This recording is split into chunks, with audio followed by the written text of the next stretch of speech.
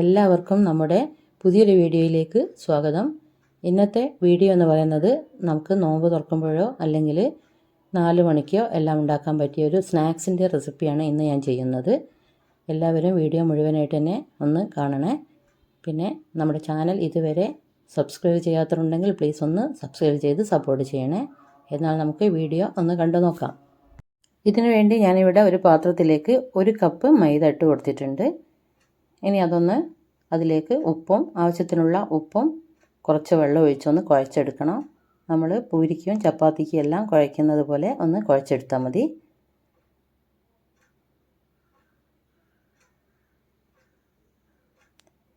ഇപ്പം ഞാൻ ചെറിയൊരു ക്വാണ്ടിറ്റിയിലാണ് ഇതുണ്ടാക്കുന്നത്, അതുകൊണ്ടാണ് 1 കപ്പ് മൈദ എടുത്തത്. കൂടുതൽ വേണ്ടവർ കൂടുതൽ മൈദ എടുക്കുക. അപ്പം ഞാനിതാ ഇവിടെ കുഴച്ച് വെച്ചിട്ടുണ്ട്. ഇനി അത് ഒരു അരമണിക്കൂറെങ്കിലും ഒന്ന് റെസ്റ്റ് ചെയ്യാൻ വേണ്ടിയിട്ട് മാറ്റി വെക്കുക.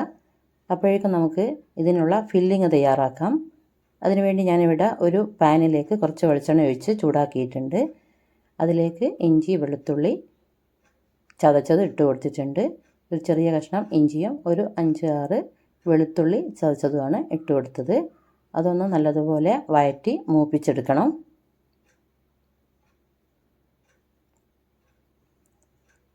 അത് മൂത്ത് വരുമ്പോൾ അതിലേക്ക് ഞാൻ നേരത്തെ നൈസായിട്ട് അരിഞ്ഞു വെച്ച സവാള ഇട്ട് കൊടുക്കാം. അതിലേക്കും ആവശ്യത്തിന് ഉപ്പിട്ടിട്ട് വേണം വഴറ്റാൻ. ഇനി അതിലേക്ക് നമുക്ക് വേണ്ടത് പച്ചമുളകും കറിവേപ്പിലയാണ്. ഒരു 3-4 പച്ചമുളക് കട്ട് ചെയ്തതും കറിവേപ്പില കട്ട് ചെയ്തതും ഇട്ട് കൊടുത്തിട്ടുണ്ട്. ഇതിലേക്ക് വേണമെങ്കിൽ നമുക്ക് ഉരുളക്കിഴങ്ങ് പുഴുങ്ങിയതും ചേർത്ത് കൊടുക്കാം. പിന്നെ കുറച്ച് മഞ്ഞൾപ്പൊടി ഇട്ട് വഴറ്റിയെടുക്കുക. പിന്നെ വേണ്ടത് ചിക്കനാണ്. ചിക്കൻ ആവശ്യമുള്ളവർ ഇടുക, ചിക്കൻ പറ്റാത്തവർ ചിക്കൻ ഇടണമെന്നില്ല. ഉരുളക്കിഴങ്ങ് പുഴുങ്ങി പൊടിച്ചത് ഇതിലിട്ട് വഴറ്റിയെടുത്താൽ മതി. ഞാനിത് ഒരു 2 വലിയ പീസ് ചിക്കൻ പൊരിച്ചത് പിച്ചെടുത്തിട്ടതാണ്. പിന്നെ ഗരം മസാലപ്പൊടിയും മല്ലിച്ചപ്പ് കട്ട് ചെയ്തതും കൂടി ഇട്ട് ഒന്ന് വഴറ്റിയെടുക്കുക. അതിനുശേഷം തീ ഓഫ് ചെയ്യാം.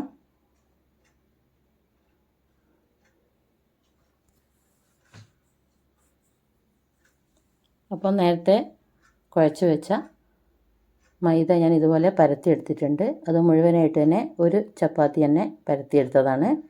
ഇനി ഇതിൽ നിന്ന് നമുക്ക് കട്ട് ചെയ്തെടുത്താൽ മതി. അതിനുവേണ്ടി ഞാൻ ഇതുപോലുള്ള ഒരു ഗ്ലാസ്സാണ് ഉപയോഗിച്ചത്.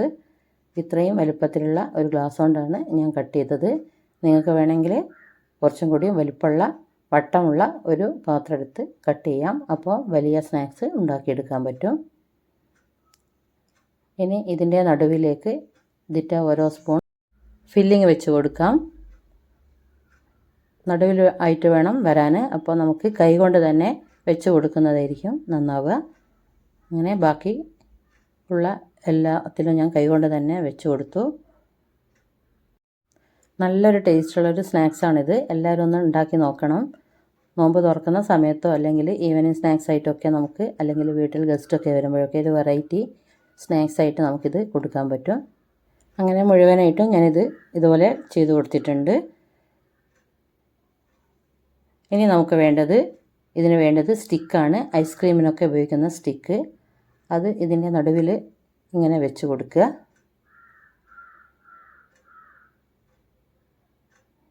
എന്നിട്ട് അതിന് ചുറ്റും ബാക്കി വന്ന മസാല വെച്ചതിന് ചുറ്റുപാടും നമ്മൾ മൈദ കലക്കിയതാണ് ഒഴിച്ച് കൊടുക്കുന്നത്. മൈദപ്പച്ച ഞാൻ കുറച്ച് മൈദ എടുത്ത് കുറച്ച് വെള്ളം ഒഴിച്ച് ഒന്ന് കലക്കിയെടുത്തതാണ്.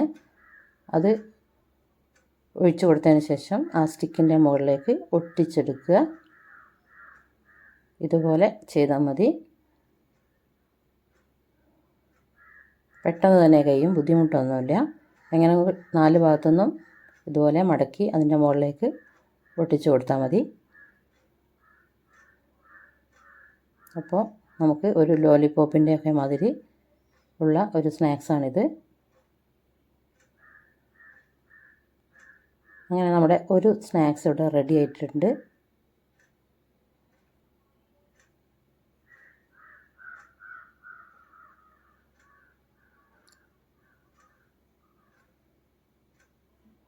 അങ്ങനെ മറ്റുള്ളവയും ഇതുപോലെ തന്നെ ചെയ്തെടുക്കുക. ഇതാണ് ഞാൻ ഇതിനു വേണ്ടി ചെയ്ത മൈദപ്പച്ച. ഇത്രയും തിക്നെസ്സിലാണ് ഞാനിത് ഉണ്ടാക്കിയെടുത്തത്. അതാണ് നമ്മൾ ചുറ്റുപാട് ഒഴിച്ചു കൊടുത്തത്.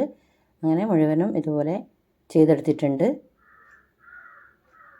ഇനി നമുക്കിതൊന്ന് ഫ്രൈ ചെയ്തെടുക്കണം.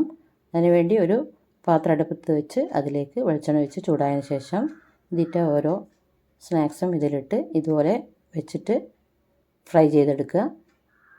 ഒരു ഭാഗം ഫ്രൈ ആകുമ്പോൾ നമുക്കത് താഴ്ത്തി വെച്ച് തിരിച്ചും മറിച്ചുമൊക്കെ ഇട്ടൊന്ന് ഫ്രൈ ചെയ്തെടുക്കണം.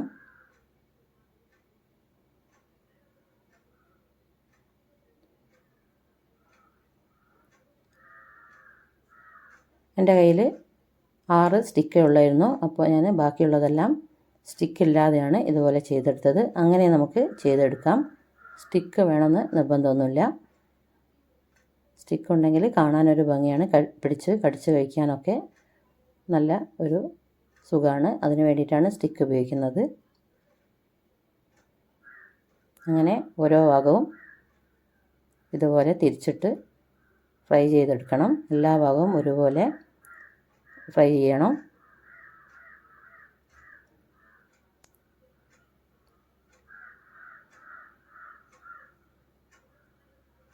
അങ്ങനെ നമ്മുടെ സ്നാക്സ് ഇവിടെ റെഡി ആയിട്ടുണ്ട്. ഓരോന്നും വെളിച്ചെണ്ണയിൽ നിന്ന് നമുക്ക് മാറ്റിയെടുക്കാം. ഇനി ഞാൻ ഇതിലേക്ക് ഇട്ട് കൊടുക്കുന്നത് സ്റ്റിക്കില്ലാത്ത ഇതുപോലുള്ള സ്നാക്സാണ്.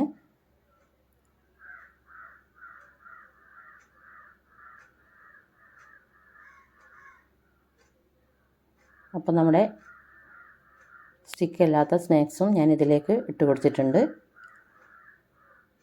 അപ്പോൾ നമ്മുടെ വെറൈറ്റി സ്നാക്സ് ഇവിടെ റെഡി ആയിട്ടുണ്ട്. എല്ലാവരും ഈ നോമ്പ് തുറക്കുമ്പോൾ ഇതൊന്ന് ഉണ്ടാക്കി നോക്കുക. നല്ല ടേസ്റ്റാണ്, കഴിക്കാൻ നല്ല ടേസ്റ്റാണിത്. ഇതുപോലുള്ള വീഡിയോ ആയിട്ട് വീണ്ടും വരാം. Thank you.